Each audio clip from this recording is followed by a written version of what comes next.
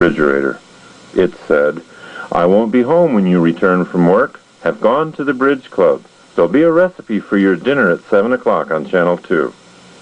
And most of this filing for a change of partners is not necessary. As Colin Wilson describes it, most of us spend our time upside down, with our emotions on top and our imaginative thinking submerged and suffocated down below. Then, some external crisis or adventure, such as falling in love, puts us right side up again. We credit the crisis, though, for doing something we did internally. This is the biggest mistake we human beings make, confusing the outside with the inside. Perhaps someone in our family has a problem with an addiction, and we all go through the recovery process together, attending Family Week at the treatment center, talking to each other like never before. We end up feeling high. We are high. We are high up the ladder. We think the crisis did it, but it didn't. We did it.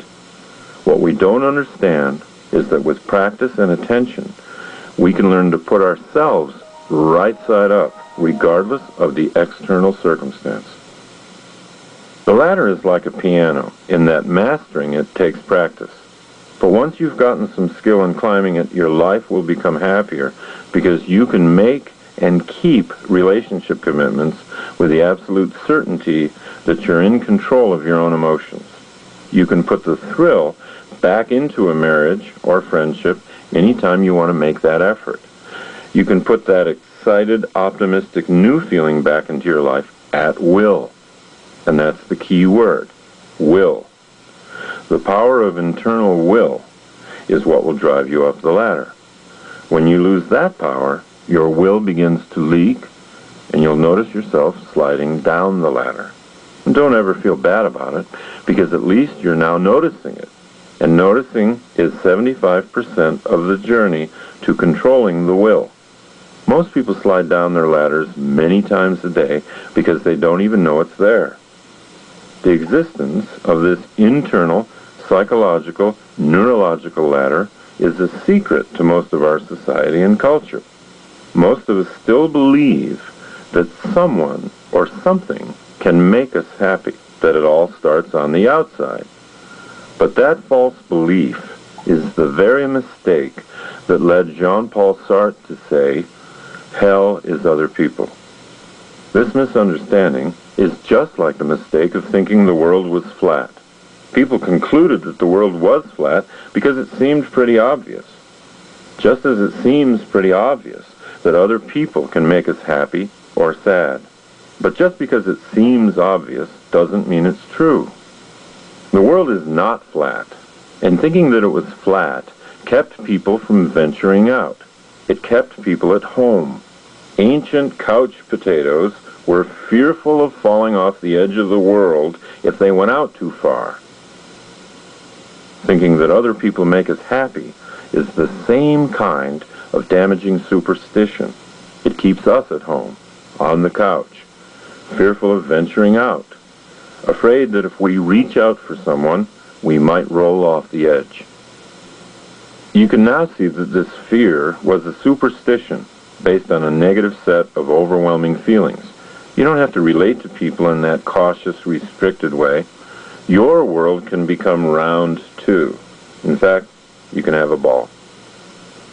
The reality of the ladder of selves can also be discovered by noticing our language. The way we speak to each other reveals its existence. Rise above it, we say. And most people can identify with what it feels like to rise above something that's bothering us. Something bothers me only when I'm down on the emotional rungs of my ladder. When I rise above it, I see the bigger picture. The bigger the picture I see, the smaller my troubles look, the more possibilities I see. The world is suddenly full of solutions. Also, the more I rise above something, the more I can see the hidden connections between things. Just like flying in an airplane shows me how beautifully patterned the cities and farmlands are. Civilization looks like a work of art when I'm at my window seat because I've risen above it. A smile comes over my face as I look at the world below, feeling I'm on top of it now. I'm feeling down is also something we say, revealing our subconscious knowledge of the ladder inside. When I heard your tone of voice, I got that sinking feeling, and I knew something was wrong. I might go to the kitchen to brew some tea or make myself some coffee for a little pick-me-up so I can return to my work higher up the ladder than I now am.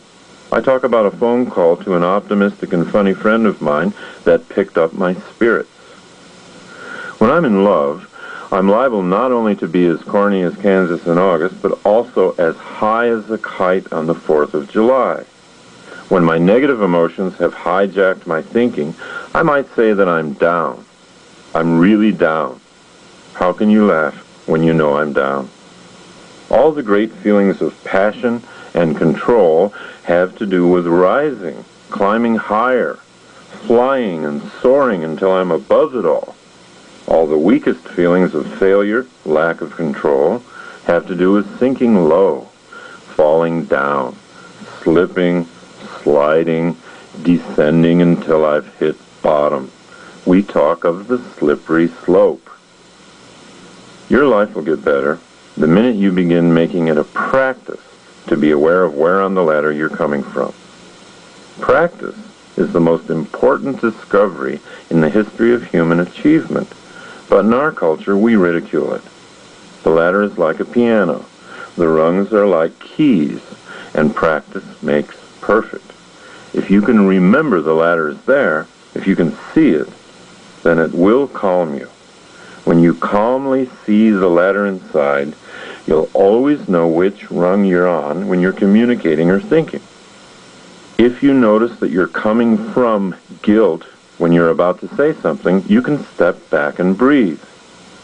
If you realize you're coming from anger or shame, you can take a walk and let your will gather the necessary strength to ascend. Going up the ladder requires deep, inspired breathing.